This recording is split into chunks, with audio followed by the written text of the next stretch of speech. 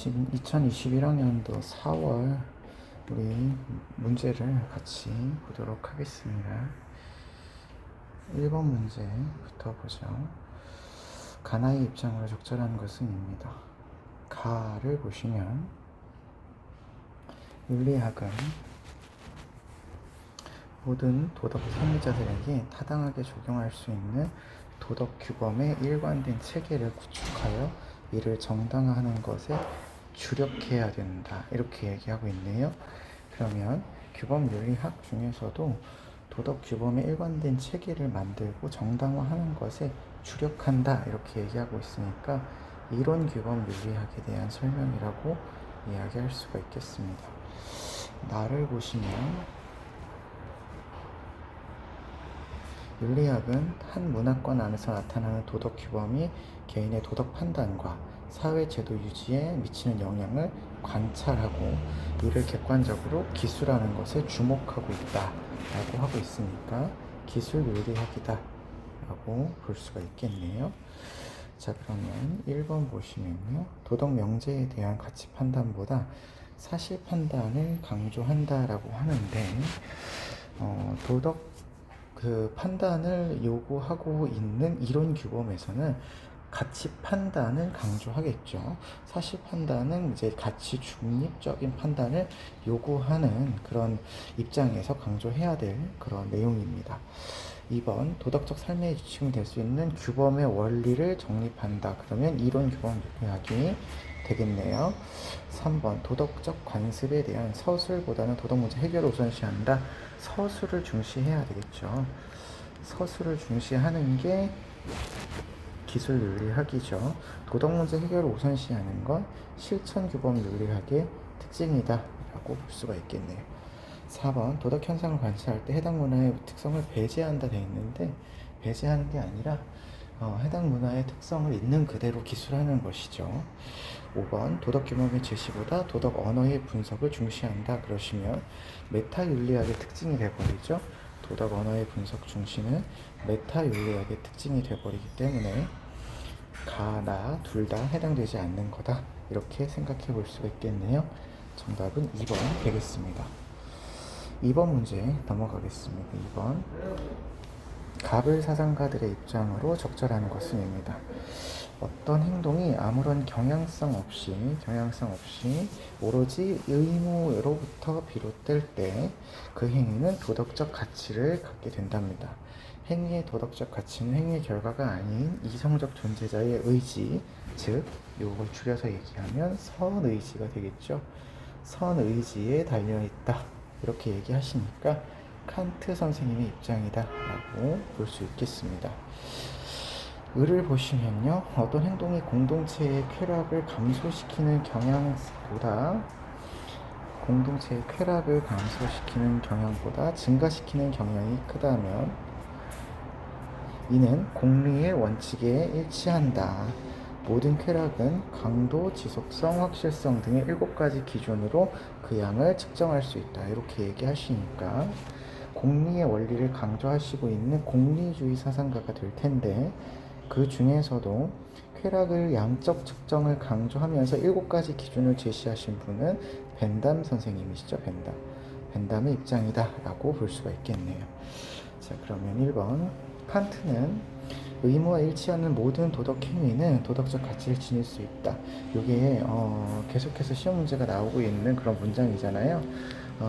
의무와 일치하는 모든 도덕적 행위는 도덕적 가치를 지닌다, 이렇게 얘기하려면 의무로부터 비롯되는 행위는 맞지만 이게 모든 사람에 적용해 봤을 때도 문제가 없는지 있는지 따져봐야 되는 보편화 과정이 필요하기 때문에 의무와 일치하는 모든 행위가 보편적 도덕적인 가치를 갖는다, 이렇게 얘기할 수는 없겠습니다.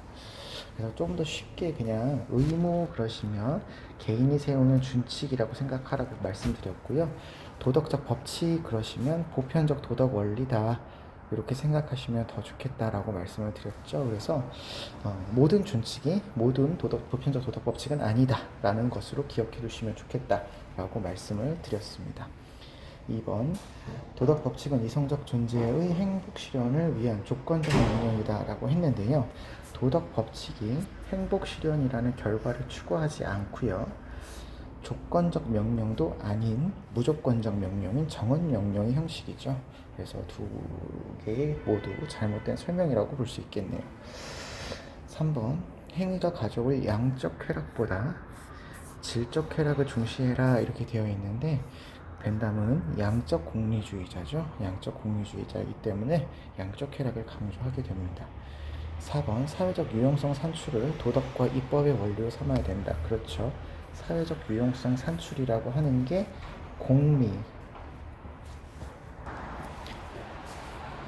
공리의 원칙이 되는 거죠. 최대다수 최대 행복.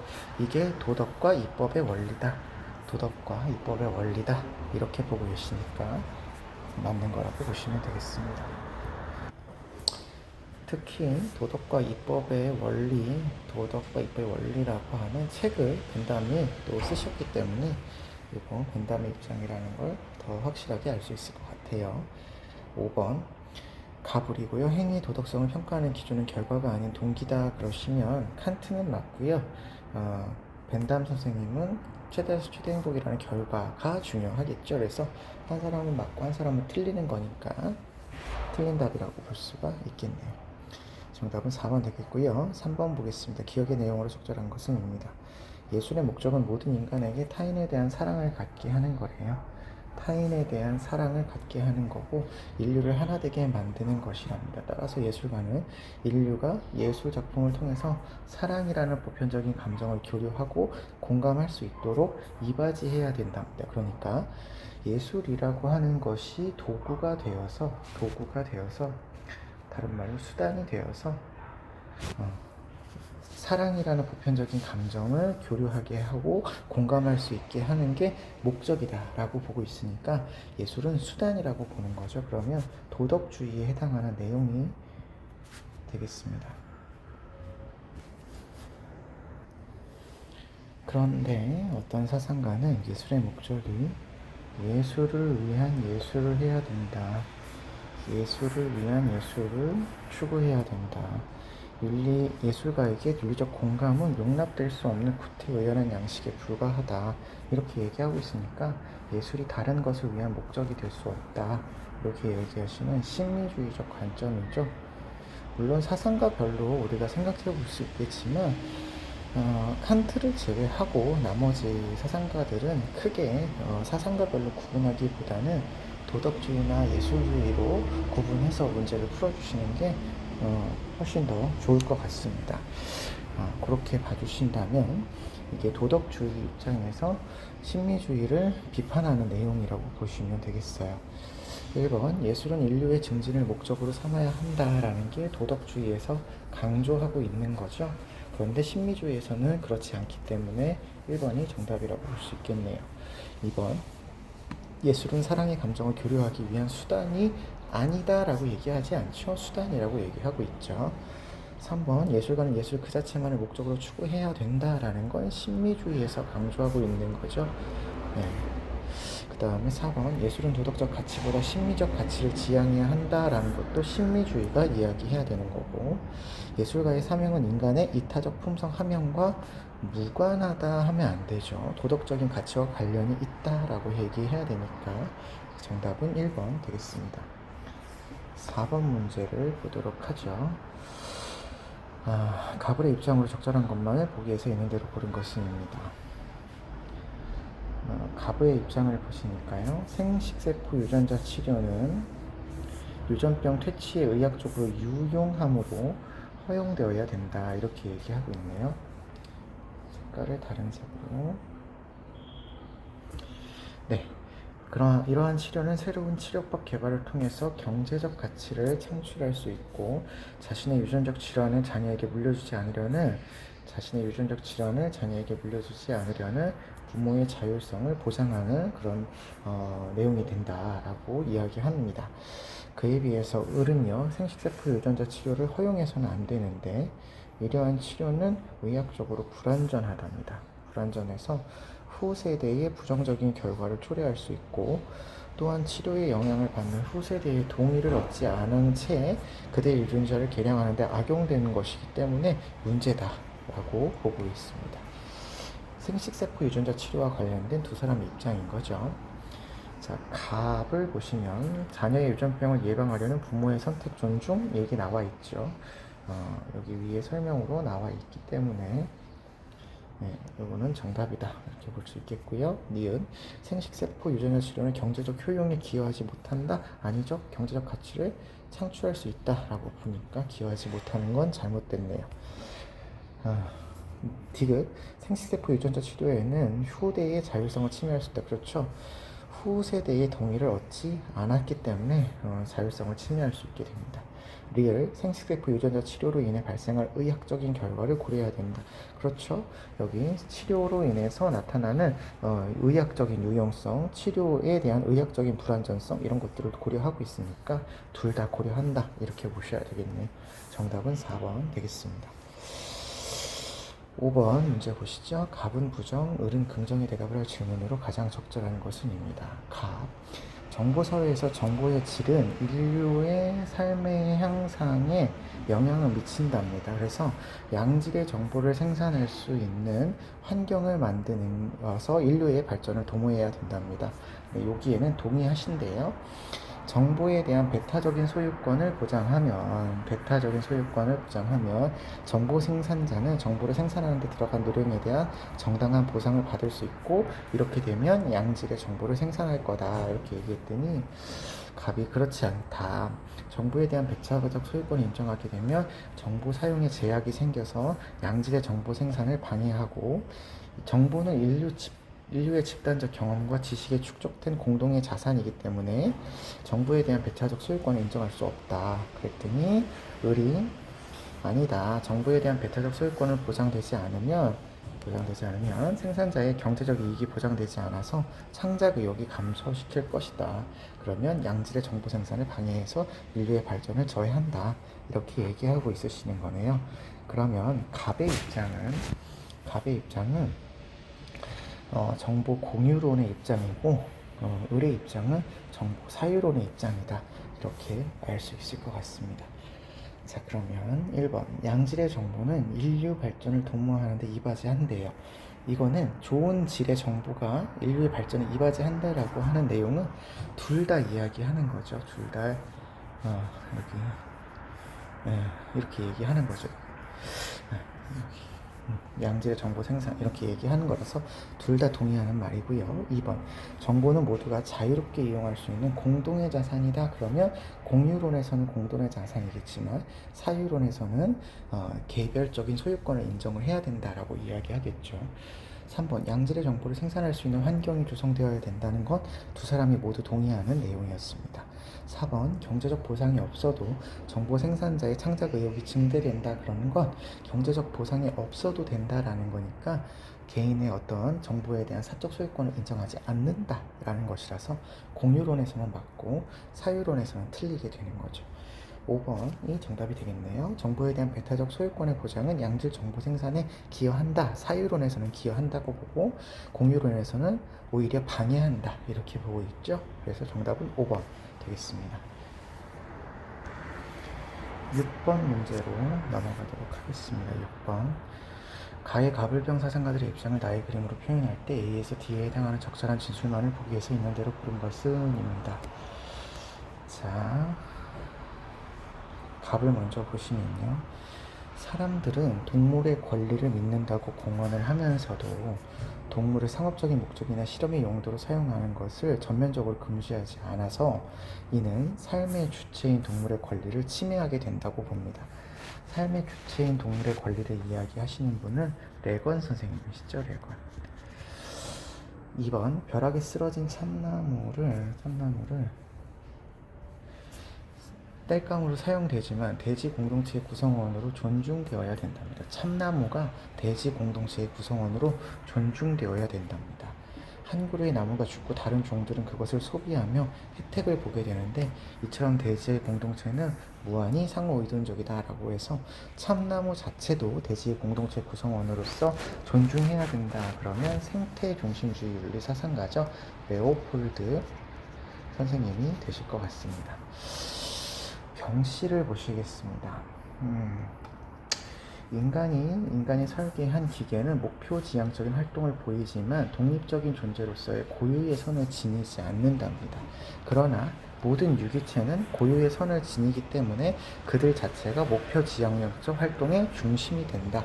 이렇게 얘기하고 계시니까 생명체에 대한 목표 활동, 목표 지향적 활동의 중심이다. 이렇게 목적 지향적 활동의 중심이다. 라고 얘기하는 테일러 선생님의 입장이 되시겠습니다. 벤 다이어그램이 내용이기 때문에 세 사람을 모두 비교하는 것으로 여러분이 문제를 풀어주셔야 될 것 같아요. 레건, 레오폴드, 테일러 되시겠습니다. 인간은 자신의 생존을 위해 식물을 이용할 수 있답니다. 식물을 이용할 수 있대요. 식물을 이용할 수 있다라고 보고 있는 건 이용할 수 있다라는 것이 도덕적 가치가 있다 뭐 이런 얘기는 아니거든요. 그러면 레건의 입장에서는 동물 중심주의니까 인간과 동물까지는 내재적 가치를 지니잖아요. 그러니까 식물을 이용하는데 아무런 상관이 없습니다. 레오폴드 입장에서는 식물과 무생물까지 도덕적 고려의 대상으로 보지만 레오폴드는 경제적인 입장에서 인간의 입장에서 봤을 때 경제적인 가치로 자연을 평가를 할 수가 있죠. 그런데 경제적인 가치로만 보면 안 되기 때문에 식물을 이용할 수 있는 경우는 있을 수 있습니다. 테일러 선생님은 식물까지를 도덕적 고려의 대상으로 보지만 어쩔 수 없는 경우에 우선성의 원리를 인정을 해서 식물을 인간의 생존을 위해서 이용할 수 있다라고 보고 계시죠. 그래서 이거는 모든 사람이 동의해야 할 그런 내용이다라고 보실 수 있겠네요. B 보죠. 생명 공동체 그 자체는 생태계 전체를 이야기하는 거죠. 전체를 이야기하는 겁니다. 그래서 도덕적 지위를 인정할 수 없다 그러시면 레오폴드가 아니고 레건과 테일러는 맞다 이렇게 보셔야 되겠네요. B는 맞는 선지가 되네요. C 모든 동물은 도덕적으로 무능해도 내재적 가치를 지닌다라고 하는데 지금 대상이 모든 동물입니다. 모든 동물. 도덕적으로 무능력해도 라고 하는 말은 사실은 인간 중심주의 이후의 사상가는 모든 자기네들이 얘기하는 대상들은 도덕적으로 무능력해도 뭔가 도덕적인 고려의 대상이다라고 보고 있기 때문에 이 말은 사실 인간 중심주의를 빼면 고려하지 않으셔도 되는 표현이고요. 내재적 가치를 지닌다 이렇게 얘기를 하고 있으시는 거거든요. 자, 그렇다라고 봤을 때 레건 선생님은 아니라고 봐야 되죠. 왜냐하면 모든 동물이 아니라 삶의 주체인 동물만이니까, 일부 동물만이니까 아니라고 봐야 됩니다. 레오폴드는 인간, 동물, 식물까지, 무생물까지 이야기하시니까 괜찮고요. 테일러 선생님도 인간, 동물, 식물까지니까 되는데 이 두 분은 모든이죠. 모든 식물, 모든 무생물 다 되니까 내재적 가치가 있다 이렇게 봐도 될 것 같습니다. C도 맞네요. D, 비이성적인 존재. 금방 얘기한 도덕적으로 무슨 무능력한 것과 똑같은 말이에요. 똑같은 말. 비이성적인 존재도 도덕적 고려의 대상에 포함될 수 있다. 그러면 인간 중심주의를 제외한 나머지가 다 되는 거죠. 그렇기 때문에 모두의 공통점이라고 볼 수 있는 거라고 보시면 되겠습니다. 니은티브 리을이 정답이 되겠네요. 7번 가불 사상가들의 입장으로 적절한 것만을 보기에서 있는 대로 고른 것은입니다. 수호자가 세상의 금운을 소유하게 된다면 이들과 더불어 나머지 사회 구성원 모두는 파멸하게 될 것이다. 그러니까 수호자는 금운을 소유하면 안 된다. 수호자가 사유재산을 갖지 말아야 된다라는 이야기를 하시는 거죠. 계속 또한 군인계층 중 자격이 없는 자가 자가 통치자 계층으로 이행하려 들려면 나라의 파멸을 가져올 것이다 라고 했기 때문에 역할 교환을 금지하고 있다 이렇게 이야기하실 수가 있겠습니다. 플라톤 선생님의 입장이죠. 플라톤 을을 보시겠습니다. 목민과 왕이 탐욕을 부리면 백성을 착취하게 되지만 절약하면 능히 베풀 수 있답니다. 그래서 베푸는 것은 덕을 심는 근본이니 녹봉을 절약하거나 자신 농토에서 거둔 수확물로 어려운 백성을 돕는 것은 이치에 맞는 거다, 이렇게 얘기하시고 계셔서 이거는 목민관에 대한 정약용 선생님의 입장이죠. 정약용 선생님의 경우는 유교학자이면서 실학자이다 라고 하는 걸 기준으로 여러분이 문제를 풀어주시면 되겠습니다. 자, 기억 보죠. 플라톤은 다스리는 자의 임무는 다른 계층의 구성원이 대행할 수 없다. 그렇죠. 다스리는 사람의 역할은 그 사람만 해야 되는 거죠. 플라톤의 경우에는 철인이 정치를 해야 된다라고 이야기하죠. 니은 정약용은 다스리는 자의 청렴한 자세는 애미인 백성을 사랑하는 기반이 된다. 그렇죠. 여기 어려운 백성을 돕는 게 이치다, 이렇게 얘기하고 있으니까요. 그 다음에 디귿 갑을 모든데요. 다스리는 자는 사유재산을 나누며 공익을 추구해야 된다.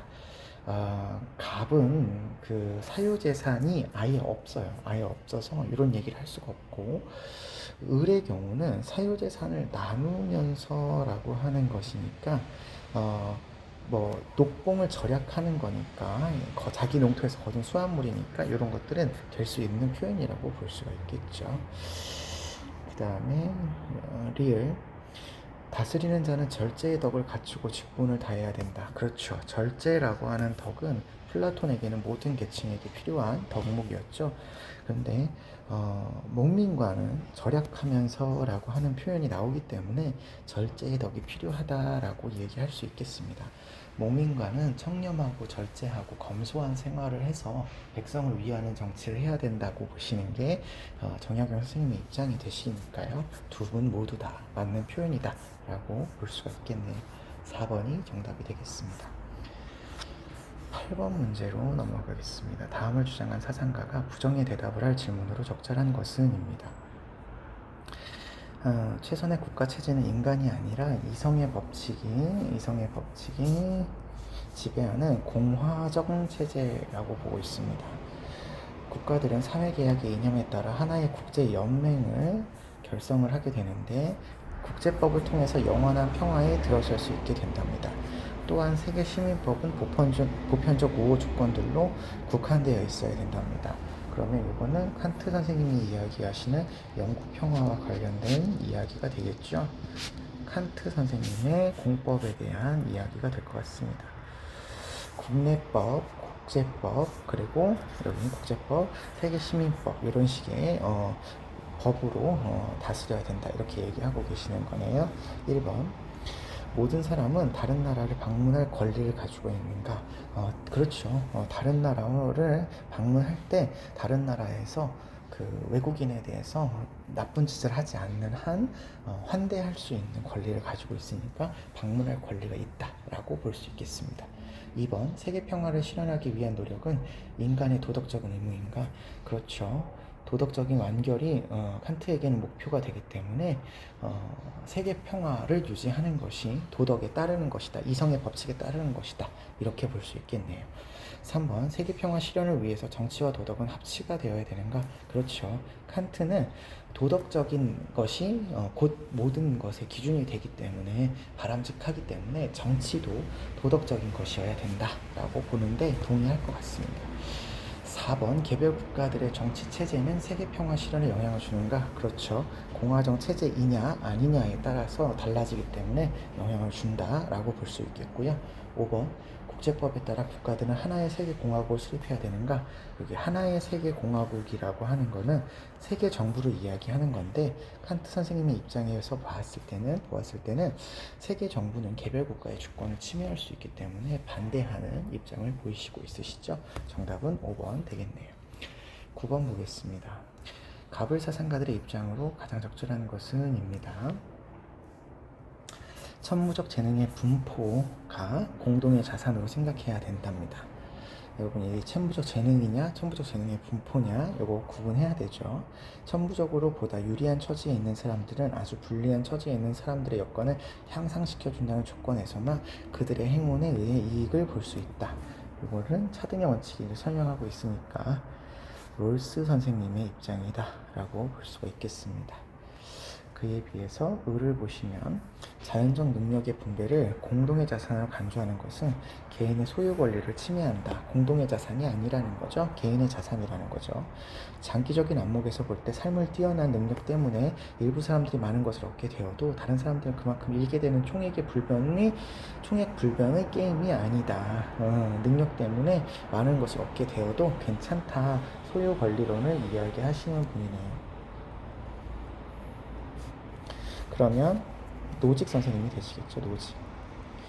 노직 선생님이 되시겠죠.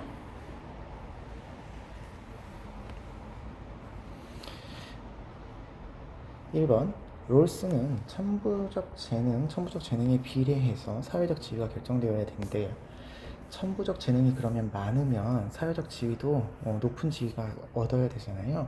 그런데 롤스 입장에서 천부적 재능은 우연한 거죠. 임의적으로 배분이 된 거예요. 그렇기 때문에 이걸로 인해서 모든 게 결정된다면 너무 우연한 것으로 결정되는 잘못이다 라고 보고 있어서 공정하지 않다, 정의롭지 않다 이렇게 얘기할 것 같습니다. 2번 천부적 재능으로 얻은 그 이익은 공정한 사회에서 정당화될 수 있다. 그렇죠. 천부적 재능으로 이익을 얻는 것은 괜찮아요.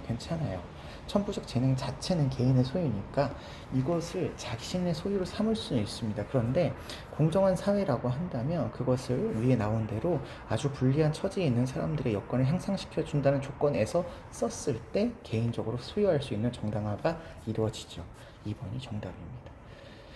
3번 자연적 능력을 사회복지 향상을 위한 수단으로 여겨야 된다.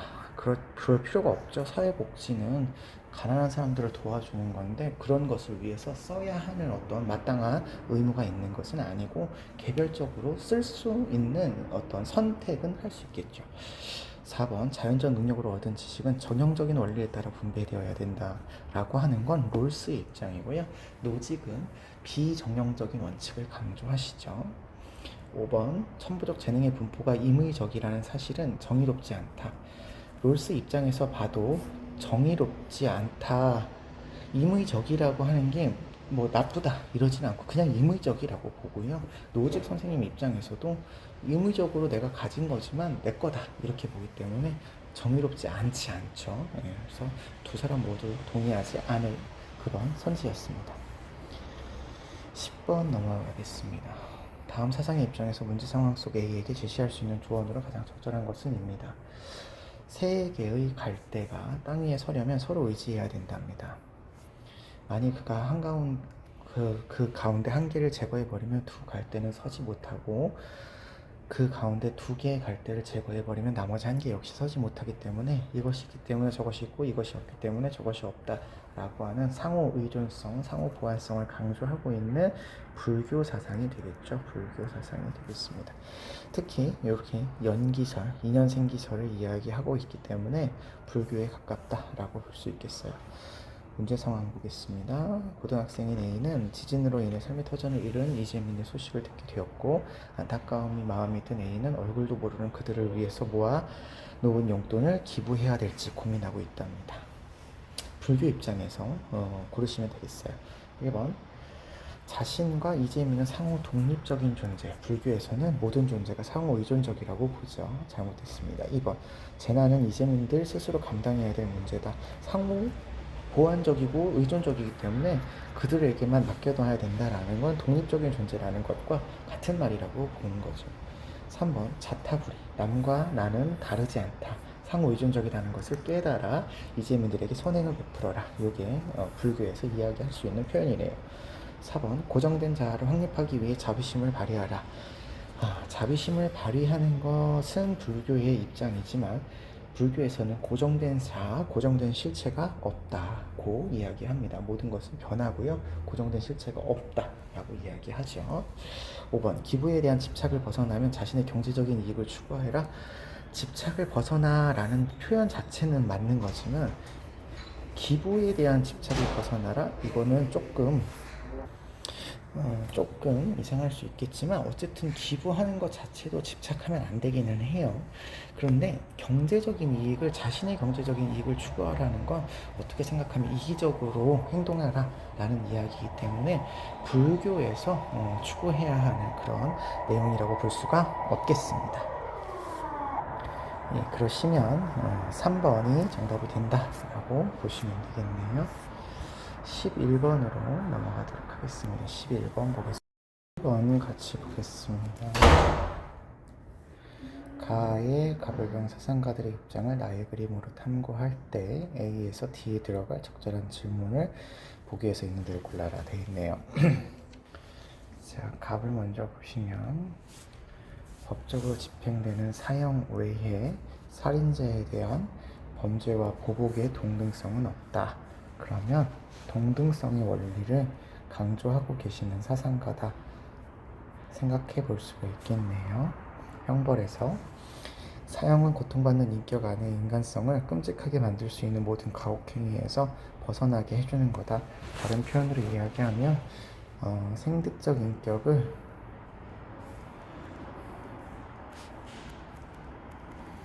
존중하는 거다. 이렇게 표현할 수 있겠네요. 그러면 갑은 칸트 선생님이 되겠고요. 을을 보시면 법을 집행할 때 살인자는 시민이라기보다는 적으로서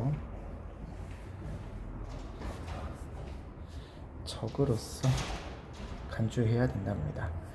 그래서 사회적 권리를 침해하는 자라면 국가의 배신자이며 국가의 보존은 살인자의 보존과 양립할 수 없기 때문에 사형을 집행해야 된다라고 보시는 루소 선생님의 입장인 거죠.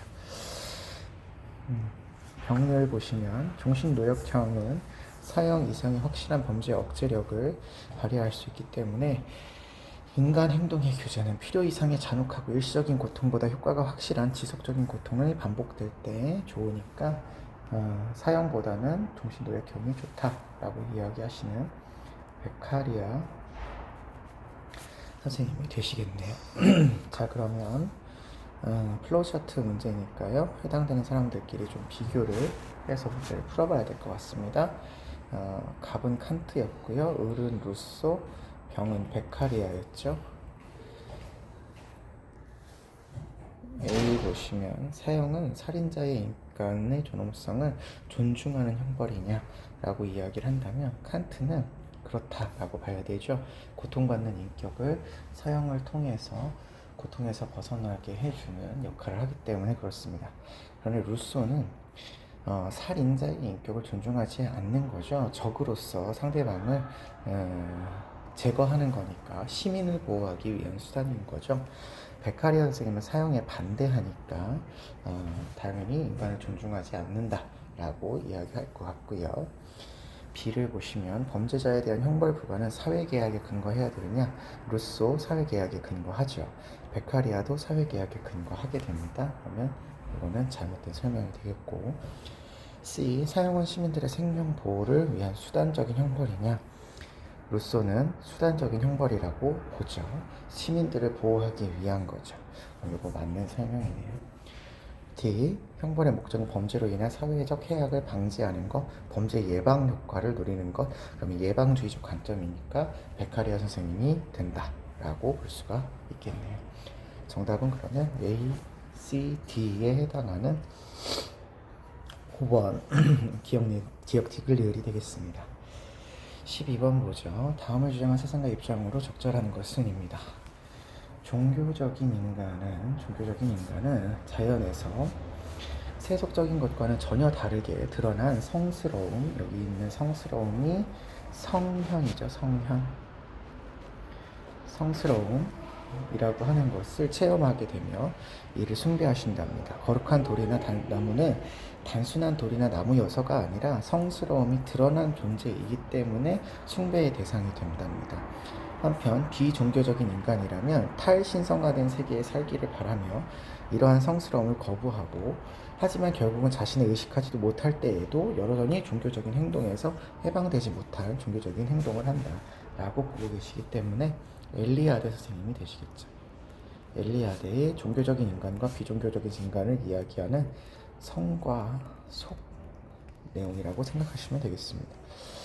자, 그러면 1번 비종교적인 인간은 자연물에 드러난 성스러움을 인정한다? 아니죠. 상스러움을 거부한다 이렇게 되어 있죠. 2번 종교적인 인간은 자연물 그 자체를 성스러움을 강조한다. 자연물 그 자체는 단이나 돌이어서 나무가 아니라 라고 되어 있죠. 그 자체는 성스러움의 대상이 아닙니다. 3번 종교적인 인간은 삶 속에서 성스러움과 세속적인 것의 공존을 경험한다. 그렇죠. 성과 속의 조화를 이야기하는 거죠. 세속적인 곳에 성스러움이 드러나는 성현을 이야기하고 계시니까 맞는 표현이다 라고 생각하시면 되겠습니다. 4번 종교적인 인간은 현실이 아닌 상상 속에서만 초월적인 존재를 만난다 했는데 현실에서 드러나는 거니까 현실적인 실존을 체험하게 되는 거죠. 상상 속 잘못된 표현이네요. 5번 비종교적인 인간은 자신이 종교적인 행동에서 벗어날 수 없다고 믿는다. 종교적인 행동을 자신도 모르게 하고 있죠. 해방되지 못한다 이렇게 되어 있으니까 해방될 수 못한다 라고 하는 걸 인지하지 못하면서 계속해서 종교적인 행동을 하기 때문에 이런 얘기를 본인 스스로는 느끼지 못하는 거죠. 느끼지 못하는 와중에 계속 종교적인 행동을 하고 있는 거라서 이거는 잘못된 표현이다 라고 볼 수가 있겠네요. 13번 넘어가겠습니다. 그림의 강연자가 지지할 입장으로 적절한 것은입니다. 모든 사랑은 사랑받는 문제로 여겨 돈을 모으고 외모를 가꾸고 사랑스러워지기 위해 노력하거나 사랑을 대상의 문제로 여겨 자신과 잘 어울리는 대상을 찾으려고만 했습니다. 그러나 이러한 방식은 사랑을 경험할 수는 있어도 지속할 수는 없습니다. 경험은 할 수 있지만 지속할 수는 없답니다.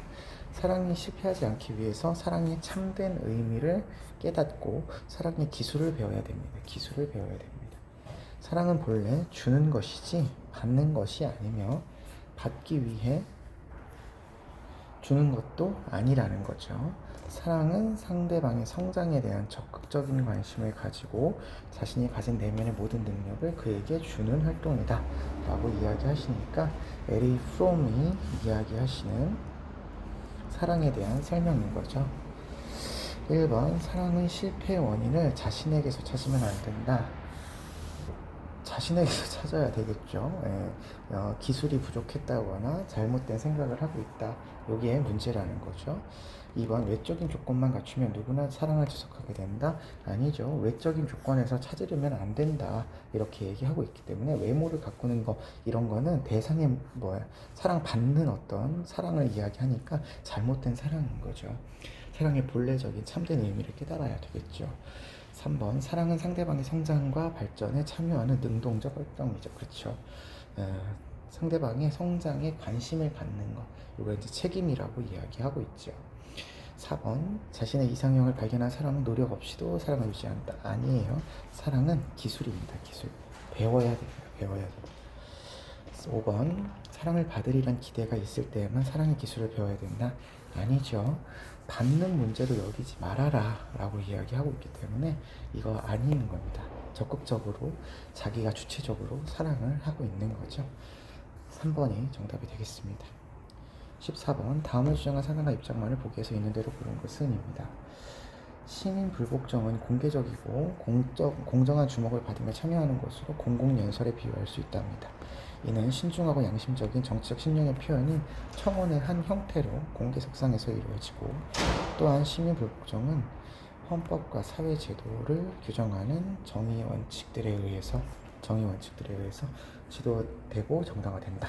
이렇게 얘기하고 계시니까 이 롤스 선생님의 이야기다 라고 생각해 볼 수 있겠죠. 기억, 시민불복종은 그 자체로 사회를 위협하는 위법행위다? 아니에요. 시민불복종은 체제의 불안전성을 조금 극복하게 해주는 도구가 되기 때문에 그 자체로 위협한 건 아닌 거죠. 잘못됐을 때 위험하게 되는 거죠. 위법행위는 맞습니다. 위법행위. 근데 이거는 시민불복종은 완전히 공개적이고 비폭력적인 정치행위입니다. 그렇죠. 시민불복종은 공개적으로 해야 되고 비폭력적으로 해야 되는 거죠. 물론 정치적인 행위이기도 하고요. 디귿, 시민 불복종은 공공적 정의관에 부당함을 제기하는 청원이다 돼 있는데 여기 청원 괜찮고요. 청원 괜찮은데 공공적 정의관이 기준이 되기 때문에 부당하다 이렇게 얘기할 수 없고요. 만약에 공공적 정의관에 대해서 문제를 제기하게 되면 이거는 시민 불복종이 아니게 되는 거죠. 그래서 이거는 잘못된 거고, 공공적 정의관이라고 하는 건 모두가 합의한 산물이기 때문에 기준으로 삼아야 하는 대상이 됩니다.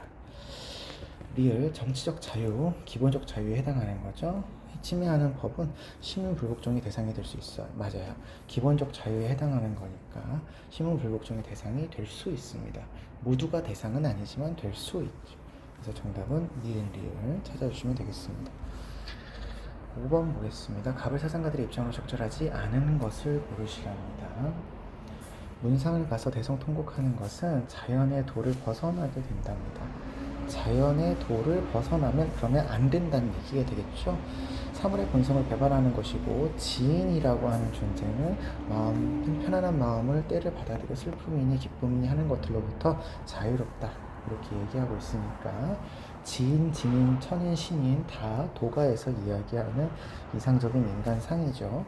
자연의 이치를 본받아라 라고 했기 때문에 도가의 입장이 더 확실할 것 같습니다. 대표적인 사람이 장자 선생님 같은 분이 이런 얘기 하셨죠. 을을 보시면요, 선비가 나오네요. 선비에게 주어진 임무는 무겁고 가야 될 길은 멀답니다. 그에게는 인을 실현해야 하는 막중한 책임이 있다. 도덕적인 신념은 굳건하고 의지가 강인해야 되고 죽음으로써 선한 도를 사수해야 되니 살신성인이죠. 이는 죽고 나서 그만둘 뿐이다. 이렇게 얘기하니까 어쨌든 유교적 관점에서의 도덕과 인을 실천해라 라고 하는 이야기가 될 것 같습니다. 자, 그러면 1번, 도가에서는 삶과 죽음은 사계절의 변화 맞죠? 필연적인 과정 맞습니다. 여름 지나면 반드시 가을 오고 가을 지나면 반드시 겨울이 오는 그런 느낌으로 삶이 있으면 죽음이 있는 거죠. 2번, 죽음을 지나치게 슬퍼하는 것은 자연의 순리에 어긋난다. 그렇죠. 자연의 순리, 봄 지나고 여름 오는 게 너무 자연적인 건데 너무 지나치게 슬퍼하거나 애도하는 것은 그 순리에 대한 거부를 의미하는 거니까 잘못된 거죠. 3번, 죽음이 아쉽지 않도록 자신의 본분을 다하면서 살아라. 그렇죠. 현세에 충실한 삶을 살아라. 현세적인 삶을 살아라 라고 이야기하시고 계시기 때문에 맞는 표현이다 라고 볼 수가 있겠고요. 4번, 죽은 자에 대한 애도는 선비가 해야 될 도리다. 그렇죠. 유교에서는 슬퍼하는 도리가 있어야 된다 라고 이야기하고 계십니다. 그러면 5번이 정답이 되겠네요. 인을 실현을 위해 죽음을 선택하는 것은 도를 거스르는 것이다. 유교에서는 아니죠. 유교에서는 자기를 죽여서 인을 세우는 게 필요하다고 이야기하죠.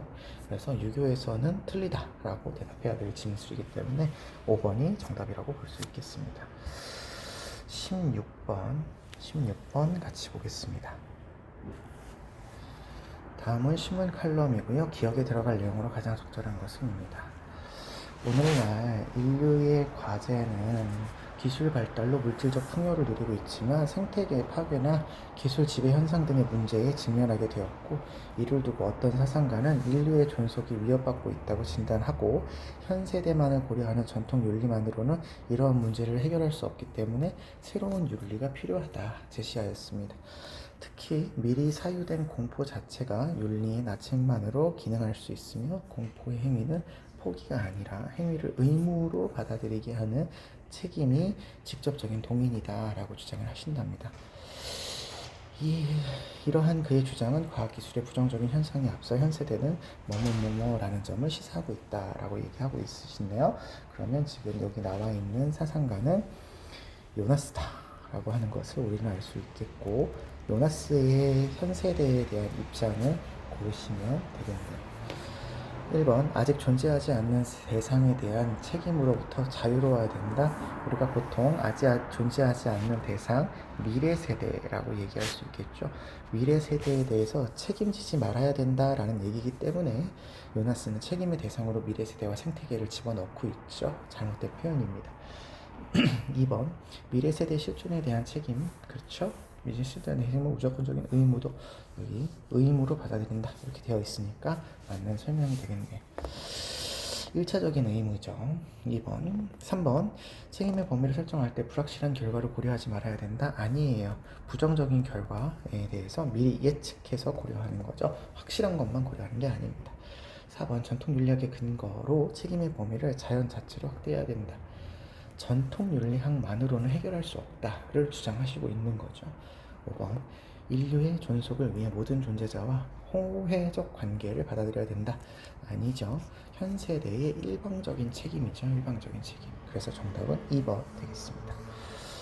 17번 넘어가시죠. 17번. 산업화가 이루어지는 사회에서는 재력을 과시하고 명성을 획득하기 위한 과시 소비가 나타나게 된답니다. 이러한 소비는 개인 간의 접촉이 광범위하고 인구 이동이 많은 사회에서 체면 유지에 효과적이기 때문에 최선의 소비라고 생각이 된답니다. 과시 소비에 익숙한 사람들은 서로를 능가하기 위해 경쟁을 벌이고 소비 기준을 높여가며 더 많은 비용을 지출하게 된답니다. 이러한 행위는 사회의 모든 계층, 심지어 빈곤한 사람들에서 발견된다라는 과시 소비를 이야기하고 계시네요. 배블런이죠. 배블런의 과시 소비를 이야기하고 계시는 겁니다. 그러면 1번. 과시 소비는 부를 축적하지 못하는 계층에 계속 관찰. 그렇죠. 여기 빈곤한 사람에게서도 발견이 되는 거죠. 1번이 정답이네요.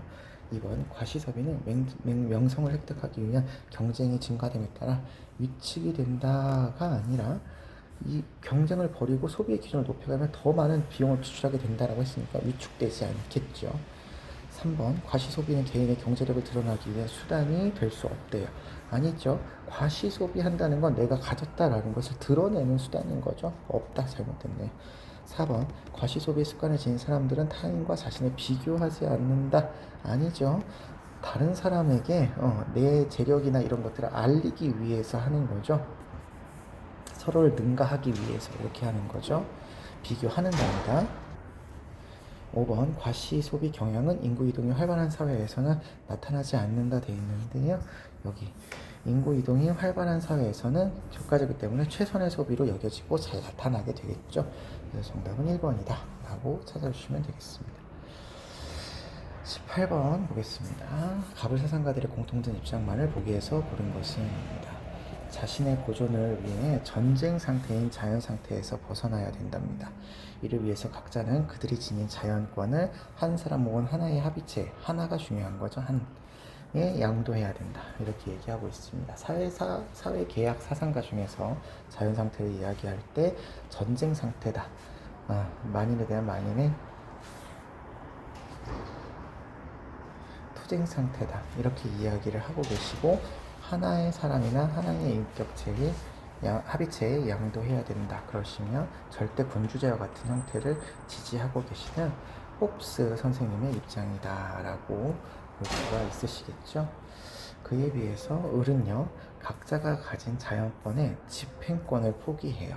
그것을 공동체에게 양도하는 곳에서 정치사회가 존재하게 되고 정치사회에서 각자는 그 자신의 생명과 자유재산을 보존하게 된답니다. 자연 상태에서 생명과 재산, 자유를 보장할 수 없어서 집행권을 포기하고 사회계약을 맺는다. 이렇게 얘기하시면 로크 선생님의 입장이 되겠죠.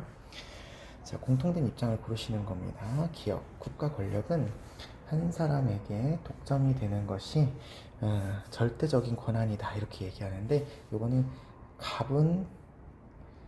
가불이라고 하지 말고 홉스, 로크라고 이해합시다. 홉스는 맞는데요. 로크는 아니죠. 로크는 이권 분립을 주장하기도 했고 견제를 해야 된다라고 보았기 때문에 한 사람에게 독점된다. 이건 잘못된 표현이라고 볼 수 있겠습니다. 니은 국가의 역할은 시민의 안전한 삶을 보장하는 것. 이거는 사회 계약자들의 공통적인 특징이죠. 계약자들의 생명과 안전 이런 것들을 보장해 줘야 되겠죠.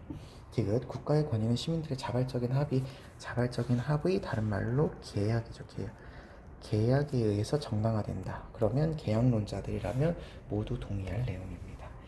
리을 국가의 명령에 복종할 시민의 의무는 자연적으로 발생한다. 그러면 이거는 자연 발생설이 되는데 국가의 역할과 의무가 자연적으로 발생했다라고 하는 사람은 아리스토텔레스죠. 홉스와 로크는 사회 계약론자이기 때문에 서로 간의 합의, 계약을 통해서 발생을 하는 인위적인 그런 모습인 거죠. 그래서 정답은 니은, 디귿인 3번이 되겠습니다. 19번 보죠. 가불 사상가들의 입장으로 적절한 것만을 보기에서 있는 대로 고른 것은입니다. 원조는 이익평등 고려의 원칙에 따라 행해져야 된답니다. 우리가 어떤 중요한 것들을 희생하지 않고 극단적인 빈곤을 방지하거나 생명을 구할 수 있다면 그렇게 해야 하는 의무가 있는 거죠. 그럼 이거는 싱어 선생님의 입장이 되겠고요. 을을 보시니까 원조의 목표는 고통받는 사회가 질서정연한 국제사회의 완전한 성원이 되고 그들 자신을 스스로가 미래의 경로를 결정할 수 있도록 돕는 것이다 라고 이야기하고 있으니까 이거는 롤스 선생님의 입장이 되겠네요. 그러면 기억, 싱어는 인류 전체의 고통 감소 위해서 목적으로 원조를 해야 된다. 맞는 얘기죠. 인류 전체의 고통을 감소하고 복리를 증진하기 위해서 맞습니다. 니은, 원조의 효율성에 따라 원조의 우선순위를 정할 수 있다. 원조의 효율성에 따라서 효율성이 있느냐 없느냐에 따라서 원조를 해야 될지 말아야 될지 결정할 수 있죠. 효율성이 근거가 된다. 그러면 맞겠죠. 디귿, 원조 대상국이 정의로운 체제를 갖추게 되면 원조를 중단해야 된다. 그렇죠. 정의로운 체제를 갖췄다는 게 질서정연한 만민의 국제사회의 일원이 됐다라고 보는 거니까 맞는 표현입니다. 리을, 갑을 모두고요. 원조의 목적은 국가가 평균적 부의 차이를 줄이는 것이다. 국가 간의 평균적 부의 차이를 줄인다라는 건 칸트, 싱어, 롤스 둘 다 해당되지 않는 그런 표현이 되겠습니다. 인류 전체의 복리를 증진하는 것과 부의 차이를 좁히는 것, 평균적으로 만드는 것, 이런 것은 같은 게 아닌 거죠. 그리고 롤스는 사회 문화적인 지원을 하기 때문에, 정치적인 지원을 하기 때문에 해당되지 않는 그런 설명이라고 볼 수 있겠어요. 정답은 4번. 20번 문제로 넘어가겠습니다. 가의 입장에 비해서 나의 입장이 갖는 상대적인 특징을 그림의 A에서 미음 중에서 골라라 되어 있네요. 가를 보시니까 통일의 최대의 이점은 북한 주민들의 인권 문제의 해결이랍니다. 인권은 인간다운 삶을 위한 기본적인 조건이므로 북한의 인권 문제 해결은 더 이상 미룰 수 없는 과제입니다. 따라서 남북한의 정치적인 일발 타결을 통해서 하루빨리 통일이 이루어야 된다. 이렇게 얘기하시네요. 그에 비해서 나를 보시니까 통일의 최대 이점은 시장의 확대로 인한 이익 증대래요. 그러나 준비 없이 통일을 하게 되면 통일 비용의 분담이 증가가 되기 때문에 남북한의 경제 협력이나 예술 및 체육 분야 등의 교류에서 시작해서 점진적인 방법으로 통일을 이루어야 된다. 이렇게 얘기하고 계십니다. 그러면 점진적인 통일과 그 사회 경제적인 통일을 먼저 앞서서 해야 된다라고 하는 의미에서 답을 고르셔야 될 것 같습니다. 자, 그러면 X축을 보시면 통일의 달성에 시급하면 빨리 해야 된다는 얘기인데요. 을은 점진적인 방법을 쓰라는 거니까 천천히 하라는 거죠. X축, Y축, 통일의 편익의 인도적 측면보다 경제적 측면은 강조하고 있죠. 시장의 확대, 이익 증대, 이걸 강조하고 있으시니까요. Z축, 통일을 위해 비정치적 분야의 교류가 우선되어야 된다. 그렇죠. 체육, 예술 이런 거에 우선되어야 된다. 이렇게 보고 있는 거죠. 그러면 Y축과 Z축이 높은 기억이 정답이 되겠네요. 네, 여기까지가 4월 모의평가와 관련된 문제를 함께 풀어보았습니다. 의문이 나는 게 있으면 선생님한테 물어봐 주세요. 수고하셨습니다.